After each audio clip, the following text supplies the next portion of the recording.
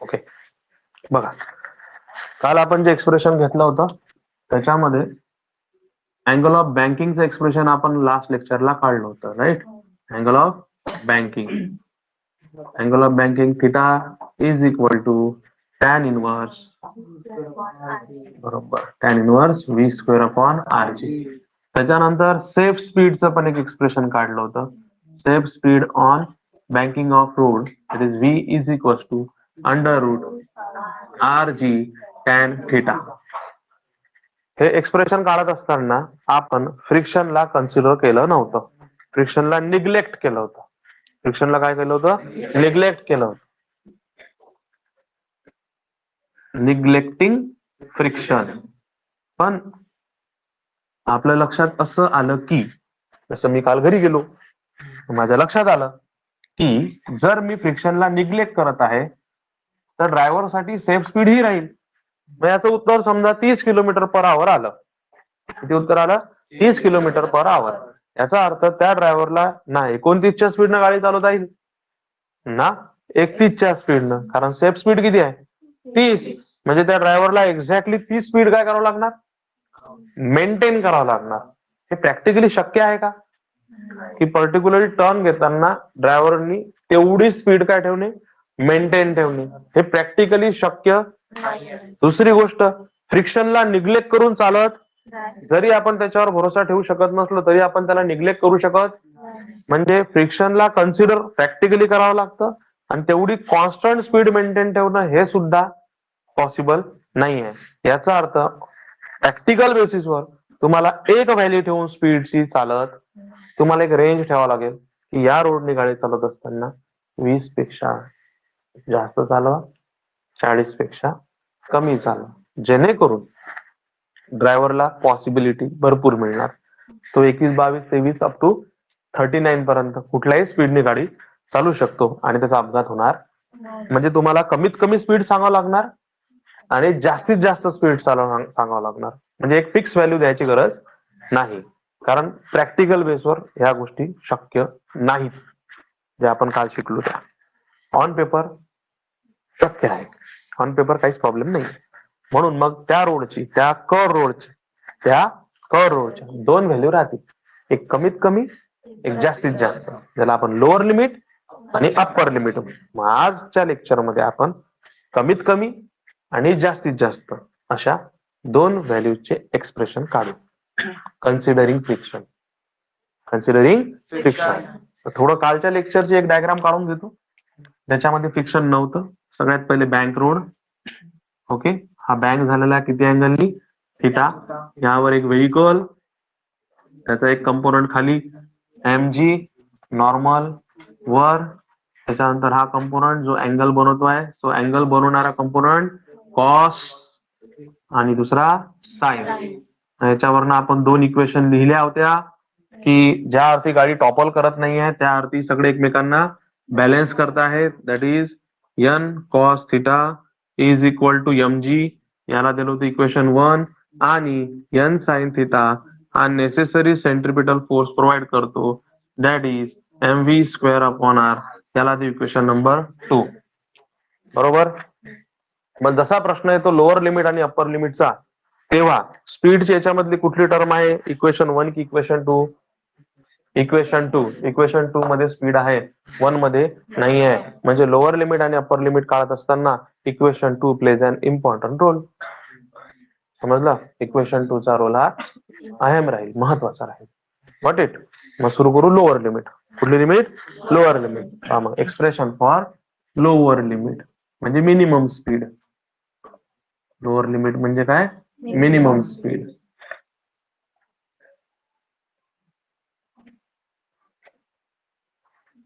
बघा, speed minimum पाहिजे म्हणजे कमी पाहिजे.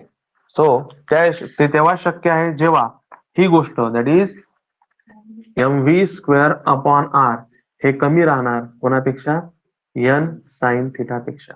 इथं स्पीड किती मिळणार आहेत? 2. कमी जास्त म्हणून V1 म्हणा, आणि जेव्हा आपण मॅक्सिमम लिमिट काढू किंवा अप्पर लिमिट काढू त्याला आपण V2 म्हणू. काय म्हणू? V2. हे कमी कोणाकडे जायचं? स्पीड कडे. लेस दॅनचा माहित आहे ना, 2 तोंड कोणाकडे असतात? जो मोठा आहे आणि छोट जो लहान आहे. लहान हे कमी आहेत. मी जेव्हा मोठ्याची गोष्ट करणार म्हणजे अप्पर लिमिट काढणार ते चिन्ह उलट होऊन जाईल. हे दोन तोंड कोणाकडे राहतील? V2 कडे राहतील. Understand or not? ठीक आहे, ही झाली कंडिशन. लिहावं लागेल तुम्हाला सुरुवातीला. ओके, आता काढू आपण याची डायग्राम. पण आता याच्यामध्ये फ्रिक्शन होतं का? आता आपण जे डायग्राम काढू त्याच्यामध्ये आपल्याला फ्रिक्शन कन्सिडर करावं लागणार. पुन्हा एक कर्व रोड येईल. पुन्हा तिथं काय येणार? Angle of banking. पुन्हा एक गाडी, त्याचा एक वेट ऑफ कंपोनंट, खाली mg, नॉर्मल रिएक्शन रोडला परपेंडिक्युलर अशी वर, राईट. त्याच्यानंतर त्याला दोन कंपोनंट मध्ये काय करावं लागणार? रिझॉल्व. हा थिटा, थिटाला लागून असलेला टर्म कॉस आणि थिटाला ऑपोजिट असलेली साइन, n साइन थिटा. आता मिनिमम स्पीड आपण जेव्हा काढली होती वेल ऑफ डेथ मध्ये तेव्हा fs वरच्या डायरेक्शनला काढला होता, राईट. fs कुठल्या डायरेक्शनला काढला होता? वरच्या. आणि मॅक्सिमम स्पीड जेव्हा काढली होती तेव्हा fs सेंटर कडे काढला होता, म्हणजे खालच्या डायरेक्शनला. खालच्या आणि वरच्या म्हटल्यापेक्षा आपण असं म्हणू की fs मिनिमम स्पीड काढत असताना आउटर व्हील वर काढला होता आणि मॅक्सिमम स्पीड काढत असताना इनर व्हीलला काढला. अंडरस्टँड? तर या ठिकाणी आपण fs काढू कोणत्या व्हीलला? Outer wheel. Outer wheel right कडचा आहे का लेफ्ट कडचा आहे? राईट कडचा. मग हे रोड आणि टायरच्या मधात असते. दिसलं? रोड आणि टायरच्या काढला एरो, दिसला? कुणाचा एरो आहे हा? फ्रिक्शनल फोर्सचा. कुणाचा? हा पण तिरपाच आहे. हा सुद्धा दोन कंपोनंट मध्ये काय होईल? रिझॉल्व्ह होईल. एक हॉरिझॉन्टल कंपोनंट आणि एक व्हर्टिकल कंपोनंट. आता बघा, हा अँगल आणि हा अँगल सेम आहे. मग याला मी काय लिहू? थिटा. आणि का बरं सांगतोय? कारण थिटा म्हटलं म्हणजे थिटा ज्याला चिटकून आहे तो कोण असतो? कॉस असतो. म्हणजे हा राहणार कॉस, fs कॉस थिटा आणि हा राहील fs साइन थिटा. सगळे विद्यार्थी याच्यातच कन्फ्युजन होतात, बाकी काहीच नाही, सगळं सोपी आहे. डायग्राम एकदा आली की सगळं सोपी, बाकी कठीण आहे. अंडरस्टँड? अंडरस्टँड? कसं काढलं कळलं? अँगल पहिले पाहून घ्यायचा, अँगल कसा काढला. अँगल हे सारखेच आहेत दोन्ही, ऍडजस्टंट. म्हणून हा अँगलला चिटकून कॉस, अँगलला अपोजिट साइन. कोणाचे आहे ते? फोर्स fs, म्हणून fs ते कोणाचे होते? नॉर्मलचे, म्हणून नॉर्मल. Got it? आता गाडी पडलेली आहे का? म्हणजे सगळे कंपोनंट एकमेकांना काय करतायत? वरचे इज इक्वल टू खालचे. वर कोण कोण चाललं? n कॉस थिटा आणि fs साइन थिटा. मग लिहायचं इथं काय लिहायचं सांगा? n cos theta plus fs sine theta balance करताय कोणाला? mg ला, is equal to mg. Equation 1 संपलं. ओके. त्याच्यानंतर n साइन थिटा इकडे चालला, fs कॉस थिटा तिकडे चालला. दोघे एकमेकांना अपोजिट करत आहेत. काय करतायत? अपोजिट. आणि गाडी अशी चालली म्हणजे याचा अर्थ हा मोठा आहे. अंडरस्टँड? मग काय लिहिता सांगा? n साइन थिटा अपोजिट आहे म्हणून minus fs cos theta provides necessary centripetal force. त्याच्यानंतर काय करतोस तो? Equation 2 divided by equation 1. बरोबर? Equation 2 divided by equation 1. 2 divided by 1. मग 2 जशीच्या तशी लिहून काढायची, कारण डायरेक्ट डिव्हिजन होत नाही. मधात मायनस आणि प्लस साइन आहे म्हणून n sine theta minus fs cos theta divided by n cos theta plus fs sine theta is equal to mv square upon r upon mg. फक्त या ठिकाणी कॅन्सल होते, बाकी काही कॅन्सल होत नाही. म्हणजे याची टर्मचा आन्सर येणार v square upon r g. कळलं? काय ना उत्तर? v square upon r g. आता इथून चालू होते पहिली इम्पॉर्टंट स्टेप की अशात काय करायचं. ठीक आहे, इथे कॅन्सल वगैरे काही होत नाहीये. आता काय करायचं बघा. आपल्याला माहिती आहे की जिथं फ्रिक्शन येते तिथं कोएफिशियंट ऑफ फ्रिक्शन येतो. कोएफिशियंट ऑफ फ्रिक्शन म्हणजे म्यू. म्यूला जर इथं मला आणायचा असेल तर म्यूचा फॉर्म्युला असतो fs अपॉन n. कारण fs चा फॉर्म्युला म्यू एस एन असतो ना. मग fs अपॉन n आणायचा आहे. इथं फक्त कोण आहे? fs. n आहे का? म्हणजे मला या ठिकाणी n नी काय करावं लागणार? डिवाइड करावं लागणार. काय करावं लागणार? n नी. पण n नी जर डिवाइड करतो म्हटलं सोबत कॉस ही आहे, मला फक्त म्यू एस पाहिजे, म्हणजे मला फक्त n ने डिवाइड करून नाही चालणार, n कॉस थिटा ने डिवाइड करावं लागणार. कळलं का? कशासाठी? कारण मी फ्रिक्शन कन्सिडर करत आहे. फ्रिक्शन जर मी कन्सिडर करत असणार तर कोएफिशियंट ऑफ फ्रिक्शन त्या ठिकाणी मला आणावाच लागेल. अंडरस्टँड? म्हणून तो आणण्यासाठी मी या ठिकाणी या साईडच्या इक्वेशनला, कारण या साईडलाच एफ एस आहे ना, इकडून नाहीये, या साईडच्या इक्वेशनला n कॉस थिटानी डिवाइड करतो. Dividing by n cos theta. मग करू डिवाइड. आता हे पूर्ण टर्म मला जशी तशी लिहावं लागेल. पहिले न्यूमरेटरला डिवाइड करू, मग डिनॉमिनेटरला डिवाइड करू. तर न्यूमरेटर आहे आपला n साइन थिटा, त्याला डिवाइड करा सगळ्यात पहिले कशाने? n कॉस थिटानी. त्यानंतर मायनसचा साइन आलं, एफ एस कॉस थिटाला डिवाइड करा पुन्हा कशाने? n cos theta. समजलं? आता हे झाला न्यूमरेटर कम्प्लीट. आता कोणाचा नंबर? डिनॉमिनेटरचा. म्हणजे मग कोणाला डिवाइड करू? n cos theta upon n cos theta plus F S sign theta upon n cos theta. झालं पूर्ण? कोणी सुटलं का? नाही तर कोणाला राग येईल अजून याच्यातला सुटला पाहा. इकडे करायची गरज आहे का? नाही. इकडे काय सांगा? V square upon R G. Done. आता याच्यातलं जे कॅन्सल होते ते कॅन्सल करू. का काय काय कॅन्सल होते? Cos theta N N N cos theta. बाकी काही कॅन्सल होत? Sine theta upon cos theta. चला, पहिली टर्म आली tan theta minus F S upon N. F S upon N मी डायरेक्ट म्यू एस पण लिहू शकतो, पण नंतर आपल्याला कळलं पाहिजे ते, है ना. एन अपॉन हे तर झालं काय आलं? 1 प्लस, बरोबर, F S upon N sine theta upon cos theta is tan theta. म्हणजे एफ एस अपॉन एन तसंच राहील. साइन थिटा आणि कॉस थिटा साठी मी काय लिहितो? Tan theta is equal to V square upon R G. काय डाऊट याच्यामध्ये? आता मी लिहितो की but F S upon N म्हणजे mu S. Understand? But F S upon N is equal to mu S. म्हणजे आपली इक्वेशन होईल tan theta minus mu S upon 1 plus mu S tan theta is equal to V square upon R G. इथं आपण याला V1 म्हटलं होतं, तर सगळ्या ठिकाणी आपण काय लिहिणार? V1च लिहिणार. ओके.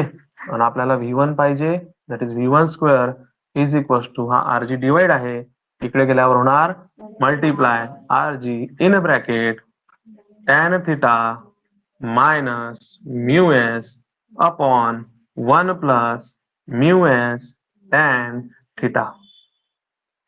आपल्याला कोण पाहिजे? फक्त V1. That is V1 is equal to हे सर्व टर्म कशात येणार? अंडर रूट मध्ये आर जी tan theta minus mu S upon 1 plus mu S tan theta. हीच काय आहे? सगळ्यात कमी स्पीड आहे, ही मिनिमम. What it? आता इथं चूक एकच होऊ शकते, जर असं सॉल्व्ह नाही केलं तर आपल्याला कन्फ्युजन इथं टॅन थिटा म्यू एस इथं पण आहे, म्यू एस टॅन थिटा इथं पण आहे, पण इथं सबट्रॅक्शन आहे आणि या दोघांमध्ये मल्टिप्लिकेशन आहे. What it? फॉर्म्युला पाठ करताना तेवढं लक्ष घ्यावं लागेल. समजलं? काय केलं आपण? फ्रिक्शनल फोर्स कन्सिडर केला. फ्रिक्शनल फोर्स कन्सिडर केल्यानंतर तो मिनिमम पाहिजे होता म्हणून वरच्या डायरेक्शनला, मॅक्सिमम पाहिजे असताना खालच्या डायरेक्शनला, त्याला दोन कंपोनंट मध्ये रिझॉल्व्ह केलं. ते पण एकदम ओळखीला सोपी होतं की अँगल इथं तयार झाला, अँगलला लागून असणारा कॉस, तो उरलेला साइन, वर दोघं चालले, खाली एक चालला, एकमेकांच्या अपोजिट आहेत म्हणून दोघांमध्ये प्रोव्हाइड्स नेसेसरी सेंट्रिपिटल फोर्स. दोघांना डिवाइड केलं, जे कॅन्सल झालं ते कॅन्सल केलं. म्यू ला इंट्रोड्यूस करण्यासाठी एफ एस ला यांनी डिवाइड करणं आवश्यक होतं, पण एफ एस सोबत तर कॉस थिटा होता, त्यालाही काढणं आवश्यक होतं, म्हणून डिवाइड कशाने केलं? एन कॉस थिटानी. एन कॉस थिटानी डिवाइड केल्यानंतर ही टर्म आली आणि मग आपण एफ एस अपॉन एनच्या ऐवजी काय पुट केलं? Mu S. समजलं? शेवटी V1 ला पण वेगळं काढलं. This is the required expression for lower limit on bank road. Understand? काय डाऊट याच्यामध्ये? बघा, अप्पर लिमिट.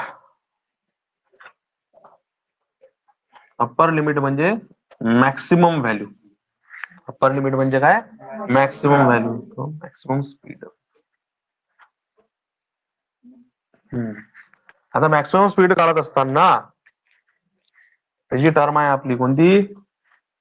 mv²/r. ही काय दाखवायची? ही काय असली पाहिजे? ग्रेटर असली पाहिजे. कोणापेक्षा? n साइन थिटा पेक्षा. सेकंड स्पीड आहे म्हणून मी काय लिहितो? v2. काय लिहितो? v2. अंडरस्टँड? पुन्हा आपण एक गाडी काढू आपली छान.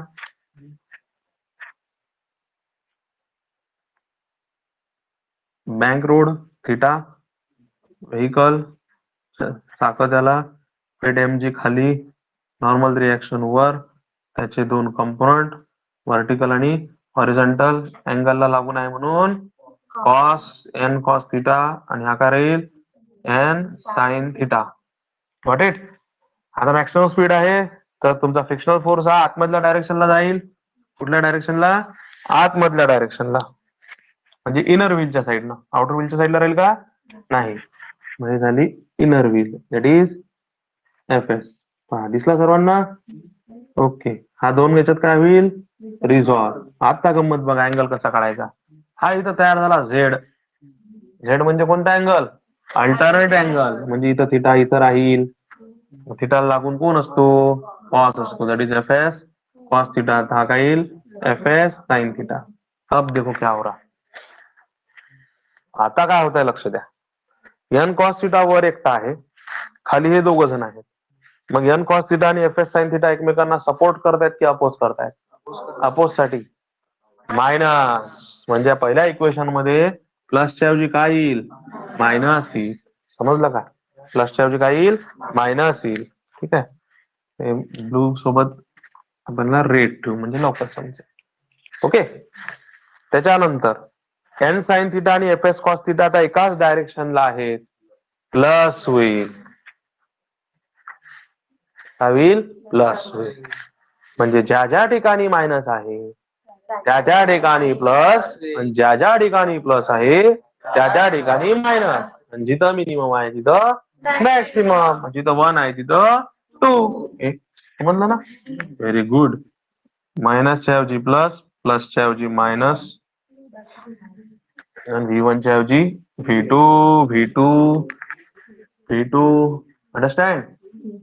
Plus minus V2 plus minus V2 चा स्क्वेअर. मिनिममच्या ऐवजी काय येईल? मॅक्सिमम.